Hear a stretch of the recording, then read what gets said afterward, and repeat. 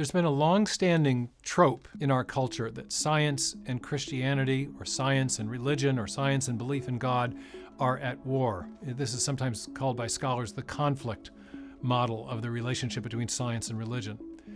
And though it's very popular and has a lot of cultural traction today, it's actually a very recent understanding of the relationship between science and religious belief. It originated as a result of a couple of different revisionist histories that were written in the late 19th century. The actual history of science tells a very different story. In fact, if you go back to the period known as the Scientific Revolution, Christianity in particular played a huge role in the rise of modern science, and that belief in God and belief in concepts that had come out of the Hebrew Bible, belief in concepts that came out of medieval Catholicism and out of the Reformation, both contributed very significantly to the rise of what we call modern science.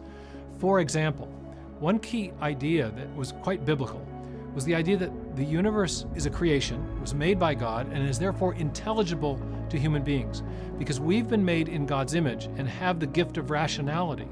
And because God built a rational order into nature, there's a principle of correspondence there, that we have a kind of rationality that can understand the rationality that the rational creator put into the universe. And so the study of nature is likely to be fruitful because it issues from a rational creator who gave us the capability to understand it. That's the concept of intelligibility. Any person who is truly a thinking person needs to ask themselves the question, why is there something rather than nothing? Why do I exist? Why do you exist? Why does the universe exist?